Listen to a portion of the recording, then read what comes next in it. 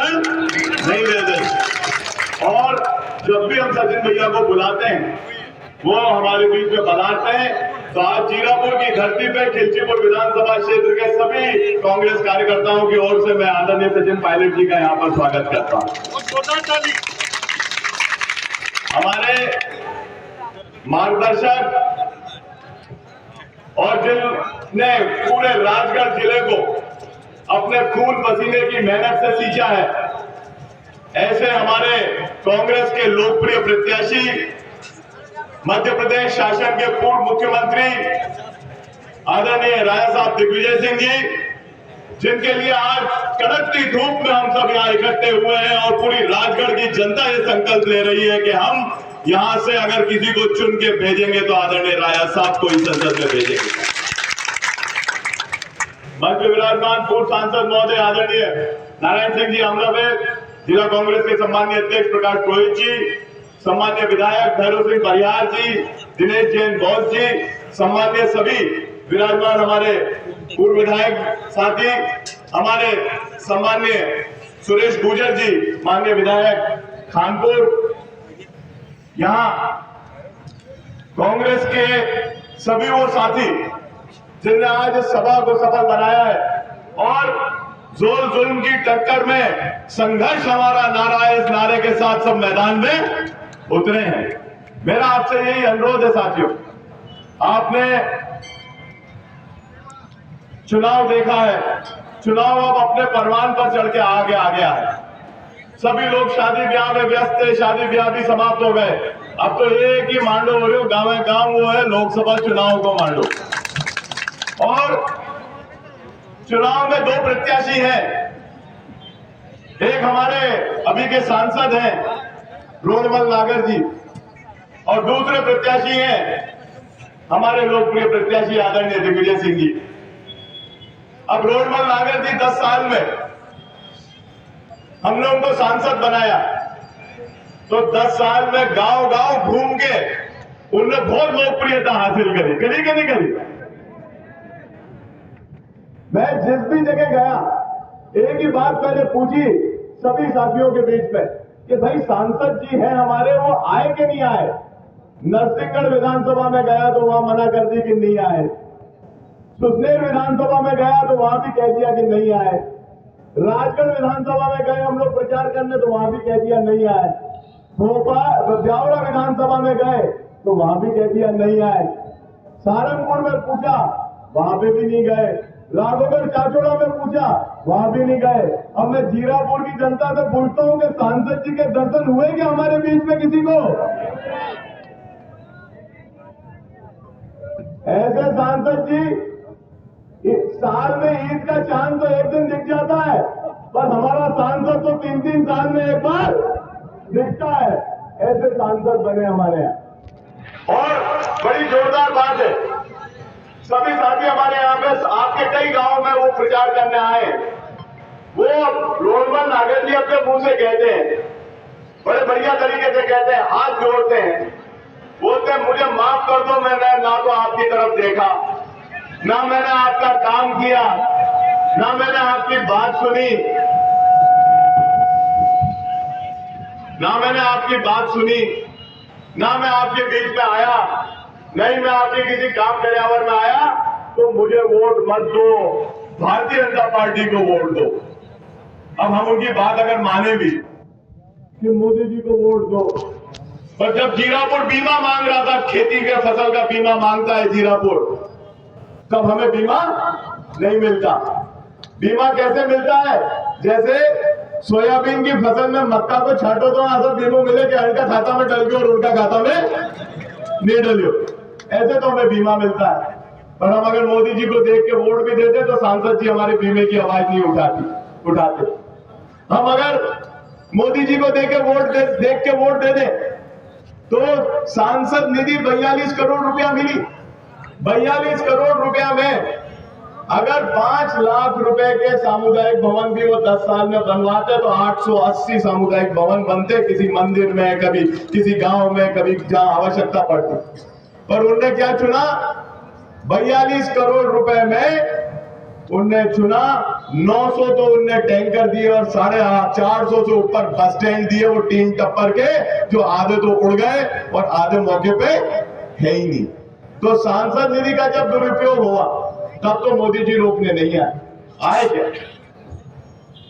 तो मेरा ये निवेदन है कि अगर आप मोदी जी को भी देख के वोट दोगे, रोडमल जी को, तो फायदा क्या होगा जनता को? जनता की जेब में ना तो एमएसपी आएगी, न्यूनतम समर्थन मूल्य आएगा क्या? किसान को खाद बीज समय पे मिलेगा क्या? किसान को बीमा समय पे मिलेगा क्या? उद्योगीकरण होगा क्या? पर अगर आप मोदी जी को देख के वोट दे दोगे सांसद जी को, तो एक फायदा सांसद जी का जरूर होगा। राजगढ़ में तो उद्योग नहीं लगा और वो जरूर स्वयं उद्योगपति बन जाएंगे। अगर आप मोदी जी को देके सांसद जी को वोट दोगे तो उनके बताते हैं कि कई वेयर हाउस खुल गए हैं, 11-12, हो सकता है 14-15 खुल जाए आने वाले समय में। मोदी जी को देख के आप उनको वोट दोगे तो उनके क्रशर मशीनें खुल गई हैं बहुत सारी, 2-3 तो खुल गई हैं ऐसा बताते हैं, 5-7 और खुल जाएंगी। पर जनता का क्या लाभ होगा? आज क्या परिस्थिति है हमारे यहाँ? लोग जाके स्टिकर लगाते हैं इसके ऊपर, फाटक के ऊपर। मैंने अभी जीरापुर में देखे मोदी का परिवार। मैंने एक से बोला जिस घर में 5 बेरोजगार, वो है मोदी का परिवार। जिस घर में नहीं मिल रहा अनाज, वो भी है मोदी का परिवार। जहां हो रही महंगाई की मार, वो भी मोदी का परिवार। अरे भैया क्या परिस्थिति है देश की? आज बेरोजगारी चरम सीमा पर है। जीरापुर में शाम को निकल जाओ, हर गली मोहल्ले में बेरोजगार नौजवान मोबाइल पे खेलते हुए मिलते हैं। पर सांसद जी, 10 साल केंद्र में आपकी सरकार थी, 10 साल में से 8.5 साल राज्य में भी आपकी सरकार थी।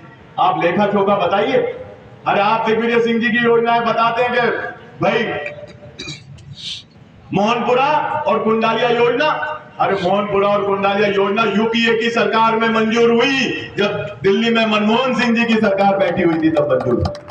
रेलवे लाइन हमारे क्षेत्र में आई, नारायण सिंह जी सांसद थे, मल्लिकार्जुन खड़गे जी रेलवे मिनिस्टर थे जो आज कांग्रेस के अध्यक्ष हैं, वो रेलवे लाइन हमारे क्षेत्र में लेके आए। हमने अखबार में पढ़ा फास्ट ट्रैक, बोला कि पहले हम कहते थे कि 2029 में रेलवे लाइन पूरी होगी ब्यावरा भोपाल की, तो ये कहते थे, हमने उसको पीएम मोदी की फास्ट ट्रैक योजना पे लगा दी, 2024 में खत्म हो जाएगी। यही 2014 के चुनाव में प्रचार हुआ था। आज 2024 आ गया, 2029 का इंतजार है। रेल की लाइन तो उसी गति से चल रही है जिस गति से नारायण सिंह जी के समय में हमने, खड़गे जी ने, आदरणीय राजा साहब दिग्विजय सिंह जी ने मंजूर कराई थी, उसी गति से चल रही है और उसी गति से पहुंचेगी। मेरा तो आपसे यही अनुरोध है साथियों, अभी नारायण सिंह जी ने भी बड़ी मार्मिक अपील आपसे करी है और अब तो यह स्थिति है कि सरपंच पे दबाव, आम व्यापारी पे दबाव, जीरापुर में तो और पूरे राजगढ़ जिले में परिस्थिति हो गई है कि जो कांग्रेस में काम करता दिख जाए तो थाने में फोन करते हैं कि इसको दबाओ, इसको घर बैठाओ, कुछ भी करो। पर एक बात बता दूं मैं, जीरापुर बड़ी अजीब सी जगह है, यहाँ की भूमि में बड़ा दम है। ये भूमि संघर्ष की भूमि है, कोई कितना ही आताताई दबा ले, कांग्रेस का कार्यकर्ता पूरी ताकत के साथ संघर्ष करने के लिए तैयार है कि नहीं? हाथ खड़े करके कहो सबके, है कि नहीं सब तैयार? मुट्ठी भी मार लो। अभी अमित शाह जी आए थे, क्या कह गए? आपको मालूम है क्या कह के गए? अब जो वो कह के गए हैं तो जनाजा तो हम निकालेंगे, पर किसका? किसका? तो समझ जाओ कि हमें क्या करना है और हमें हर पोलिंग पे डट जाना है, हर पोलिंग पे ये मान लेना है और हर व्यक्ति को ये बताना है कि कांग्रेस की जो गारंटियां हैं वो सही साठ गारंटियां हैं। अभी कुणाल भाई ने गारंटी की बात करी, 1 मिनट की और बात कह देता हूं। गारंटी हुई थी ना कि 1250 के कितने मिलेंगे? 3000 मिलेंगे कि नहीं मिलेंगे? माताओं बहनों को कहा था कि नहीं कहा था? किसान भाइयों से कहा था 2700 रुपए क्विंटल में गेहूं तुलेगा, कहा था कि नहीं? और अभी भी जीरापुर की दीवारों पे निकल जाओ, अभी भी भारतीय जनता पार्टी के प्रत्याशी जो हमारे माननीय विधायक है उनका वो बना हुआ है, ऐसे हाथ जोड़े हुए 450 में टंकी लिखा हुआ है कि नहीं लिखा हुआ जीरापुर की दीवारों पे। मुझे तो ऐसा लगता है कि भैया कह रहे कि न्यू नहीं देगा दूंगा 450 में टंकी। तो बात सारी ये है कि गारंटियां कहां गई। बाने बैठे मामा जी, घोड़ी पे चढ़े मामा जी, वादा करे मामा जी ने आपके साथ, और अपन सब चले मामा जी की बारात में। नरई करसान गया, नरई माता बहनिया गई और तोरण पे आके दूल्हो पतला गयो, मोहन यादव परण गयो। और मोहन यादव जी से पूछने जाओ कि क्या होगा हमारे गेहूं के प्राइस होगा, तो क्या कहते हैं इस साल 150 बढ़ाएंगे, अगले साल 150 बढ़ाएंगे और परार के 150 और बढ़ाएंगे। तो भाई 4 साल की बात हुई थी कि पहले साल से बात हुई थी। 3000 की बात करने जाओ तो बोले नहीं अभी 3000 रुक जाओ, चुनाव के बाद 1 लाख नाम काटेंगे, उसके बाद 3000 करेंगे। तो बात साथियों, ना मोदी की कोई गारंटी है, ना शिवराज सिंह जी की कोई गारंटी थी, ना यहाँ के विधायक जी की कोई गारंटी है, और न ही रोडमल नागर जी की कोई गारंटी है।